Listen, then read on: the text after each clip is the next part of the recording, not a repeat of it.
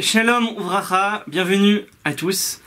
Alors, ici, on a une halakha qui concerne la purification des ustensiles. Et il faut savoir que derrière chaque halakha, derrière chaque loi qu'on a, en fait, il y a aussi une partie cachée, il y a aussi une allusion. Et ici, il nous fait le lien, le Zohar, entre la purification des ustensiles qui ont été utilisés pour des aliments non cachers, par exemple une marmite dans laquelle quelqu'un il a cuisiné quelque chose qui n'est pas cacher et il veut cachériser cette marmite. Alors comment on fait à chaud, à froid, comme ça? Kelim chez Nishtamshu Baen Betsonen. Si on a des ustensiles qu'on a utilisés à froid, par exemple une assiette, et il s'est servi de cette assiette uniquement pour du froid.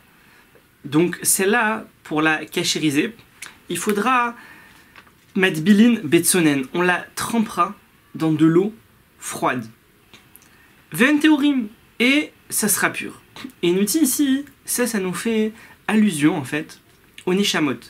Une Neshama qui a été utilisée à froid, ça veut dire qui a refroidi son Yetzer Hara, qui a refroidi ses envies d'interdit. Alors, quand il va arriver après 120 ans, il va arriver en haut, alors pour se purifier, il n'y aura pas besoin de l'emmener dans le Guéhinom avec le feu du Guéhinom. Il y aura juste besoin de le tremper dans du froid. C'est tout, ça suffira. Tandis que l'autre trichin, les dakab maim poshrin, kol sheken chamechamin deveon middakin rishaim gmurim. Il dit, par contre, un ustensile qui a été utilisé à chaud. Alors lui, pour le purifier, alors il faut le tremper à chaud aussi. Ça veut dire que il va falloir le mettre dans de l'eau bouillante, il va falloir faire ce qui s'appelle la garala. Et c'est de l'eau bouillante, et comme ça purifie l'ustensile parce qu'il a été utilisé, on a chauffé dedans des aliments. Donc ici la même chose, la Neshama qui malheureusement a été chauffée par le Yetzer Hara, qui l'a chauffé, qui l'a motivé à transgresser et à faire des averot, alors il devra passer aussi par le feu du Gehinom. Kol davar asher yavu ba'esh, begin des oamadilon nefisha. Il dit toute chose qui a été utilisée par le feu, comme la saleté, elle est grande, dire une marmite, on a fait chauffer dedans des aliments. Donc le fait qu'on ait fait chauffer, ça a absorbé les parois, ils ont absorbé l'aliment. C'est un aliment pas cachère, c'est dans les parois après. Donc après, comment on fait sortir ça? Si on rince avec de l'eau froide, ça va rien faire sortir. Le goût, l'aliment, il est dans la paroi. Pour le faire sortir, il va falloir faire avec la gra. Là, on met dans de l'eau brûlante, et l'eau brûlante, elle va faire sortir toute la crasse, toute la saleté qu'il y a dans la paroi. Elle va faire sortir. Et c'est le même principe, au final, le Guéhinom, c'est pas une punition, c'est un nettoyage. C'est un nettoyage de la Neshama.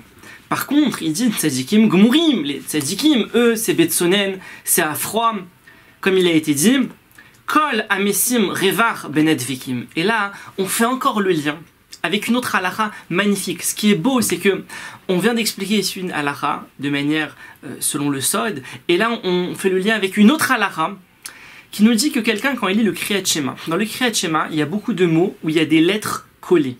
Bechol levavrem, par exemple.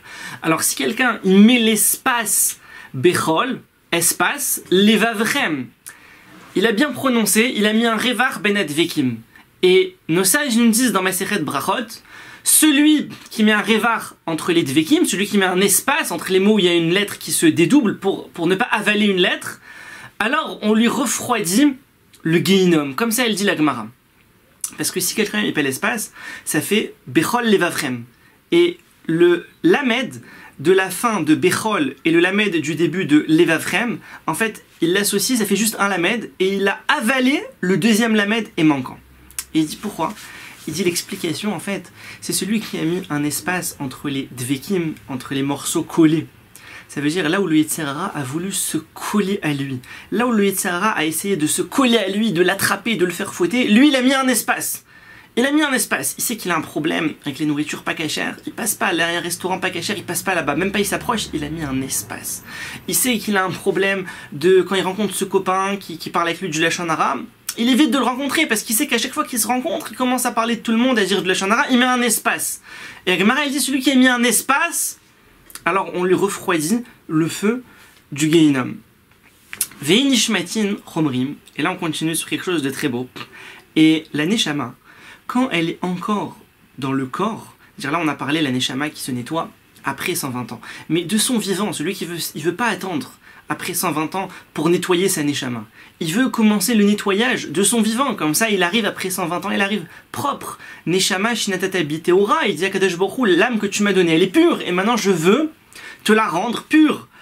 Alors il dit, Inun kemani chires, il dit c'est comment? C'est comme un ustensile en poterie. Et là on a encore une autre halakha, c'est que les ustensiles en poterie ne peuvent pas être purifiés au mikvé, c'est-à-dire un ustensile en poterie qui a contracté une impureté, par exemple contact avec un mort, on ne peut pas le tremper au mikvé et c'est bon. Non, ça marche pas. Alors comment on peut le purifier? Le seul moyen de purifier un ustensile en poterie, c'est de le casser. Shviratan zohi taharatan. Comme ça elle nous dit la Mishnah, le fait de les casser, c'est ça qui va les purifier. Et il dit là c'est la même chose. En fait, qu'est-ce qui se passe lorsque quelqu'un fait teshuva et il s'incline, en fait, il se casse, il casse son orgueil, il pensait que c'était lui qui faisait, que c'était lui qui dirigeait, je fais ce que je veux, et lui il vient, il casse. Il dit non, Hachem, je fais selon ce que Hachem il veut. Je fais pas selon ce que moi je veux, je fais selon ce qu'Hachem veut. Après, ce qu'Hachem il veut, ça me convient pas, c'est pas grave. C'est ce qu'Hachem il veut, donc c'est bien pour moi, je le fais, même si maintenant je comprends pas que c'est bien pour moi. Et donc, il se casse. Et en se cassant, c'est comme l'ustensile en poterie, en se cassant, il se purifie. En se cassant, il se nettoie de ses avérotes. Et c'est incroyable parce que le lien, il va même plus loin. La poterie, au final, c'est de la terre. Et l'homme, le corps de l'homme, il a été créé où? À partir de la terre. Qui afarata vel afar tashuv. Hachem, il a dit à Adam Arishon, c'est de la poussière, tu retourneras à la poussière. Le corps de l'homme, il a été créé à partir de la terre. Et donc c'est le même fonctionnement pour se purifier. Il dit, il y a aussi autre chose. Il y a aussi Inun des Mishtadlin Boraita, ceux qui étudient la Torah. Il y a la Torah Birtav, la Torah Be'alpé, la Torah écrite, la Torah orale, qui représente l'eau et le feu. Et il dit ça aussi, c'est une forme de nettoyage. On a parlé au début, on a dit il y a le nettoyage avec le feu du Gehinom, il y a le nettoyage avec l'eau froide du mikvé. Et là, il nous dit, en étudiant la Torah chez Birtav, la Torah écrite, la Torah orale, il y a aussi ici un nettoyage qui se fait.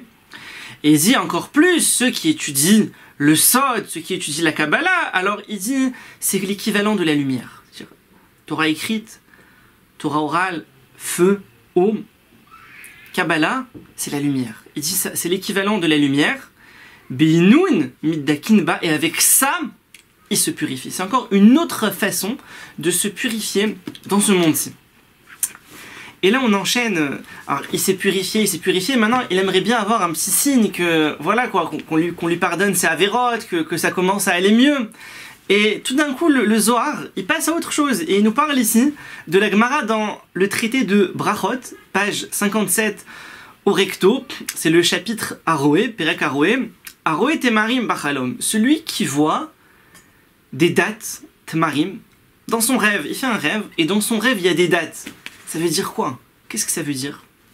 Tamu avonotav. Temarim, c'est tam. Il y a le mot tam, tamu, ils se sont finis. Avonotav, ses fautes. On lui a pardonné ses fautes, il voit dans son rêve des dates. En quoi la date, elle symbolise le pardon de la faute? En fait, c'est incroyable, parce que le mot Temarim, il y a à la fois Tam, et Tam, c'est authentique, véritable. Ça veut dire il est devenu véritable, il est devenu authentique. Parce que c'est qui le Ishtam? Le Ishtam, c'est Yaakov Avinu.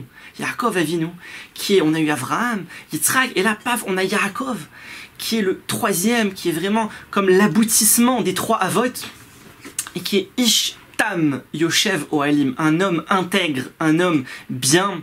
Et ça, c'est Temarim, Tam. Et aussi, on a quoi? On a Marim. Marim, ça veut dire amer, c'est l'amertume. Mar, c'est l'amertume. Et donc, dans le mot Temarim, on a Tam et Marim. On a Tam, bien authentique et amer. Ça veut dire l'amertume des Averot, cet homme-là qui était dans l'amertume, dans le mauvais. Parce que quelqu'un, même si il pense qu'il kiffe et qu'il profite avec sa Averot, au final, il n'est pas heureux. Au fond du fond, il n'est pas satisfait et il n'est pas heureux. Alors qu'à l'inverse, quelqu'un qui profite dans le domaine de la Kedusha, de la Torah, de l'étude, il y a une réelle joie. La différence, c'est que la joie, elle ne va pas venir tout de suite. Alors que de l'autre côté, la joie, elle va être là tout de suite, mais elle va vite partir et elle n'est pas authentique. Donc, Temarim, Tam et Marim, les choses amères, il les a rendues maintenant Tam. Donc, il voit dans son rêve, il voit des dates. Yaakov, Ish, Tam. Et c'est ce qui est illusionné en fait dans le Passouk, hein, lorsqu'ils se sont plaints, le Ham Israël en sortant d'Égypte. Alors après il y avait l'eau qui était salée, donc ils ont demandé à Moshe Rabbeinu. Et qu'est-ce qu'Akadosh Baruch Hu il a dit à Moshe Rabbeinu? Il lui a dit Vayoreu Hashem Aetz. Hashem lui a montré un bois. Vayam Teku Amaim, il lui a dit jette ce bois dans l'eau. L'eau va devenir douce. Le Etz, il fait référence à la Torah. Etz Chaim Hi, Lama Chazikim Ba, c'est un arbre de vie, ça fait référence à la Torah. En jetant la Torah dans l'amertume, c'est-à-dire à cause de ses fautes et de ses avérotes, quelqu'un, il devient triste, il devient pas bien, il est pas joyeux, il est pas souriant, il y a plus de joie de vivre, il est éteint à cause de ses avérotes.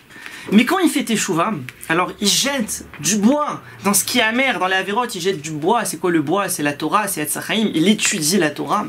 Alors automatiquement, il va les adoucir. Il va les adoucir parce qu'en étudiant, déjà il va comprendre que c'était pas bien, il va dire comment j'ai pu faire des choses comme ça, c'est pas possible, ça me convient pas, je suis juif, j'ai une neshama, Kadosh Baruch Hu. Et il va regretter, doucement, il va regretter. Et surtout, il va plus recommencer parce qu'il va comprendre la gravité, il va comprendre l'importance, etc., etc.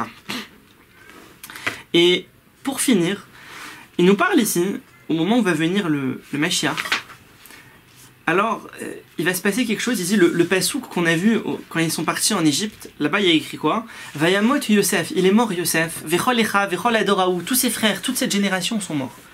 Ils sont arrivés en Égypte, après tous ils sont morts, il y a une nouvelle génération, et comme ils connaissaient plus Yosef, ils connaissaient plus les frères, tout ça, donc ils ont commencé à les rendre esclaves. Et donc il dit au moment du Mashiach, il y aura aussi une certaine forme de réparation qui va se faire comme si il est mort Yosef, ils sont morts ses frères, ils sont morts de cette génération, mais quelqu'un il peut aussi être mort et vivant à la fois. C'est quoi? C'est la pauvreté. Nos sages nous disent Aini, Chashuv, Kemet, le pauvre, il est considéré comme mort. Quelqu'un qui est pauvre, il est considéré comme mort.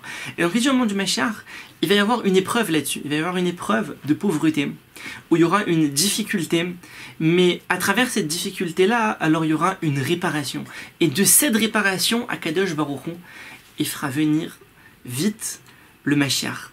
Tevorechou, Mipi Elion, soyez bénis de la bouche d'Hachem. À bientôt.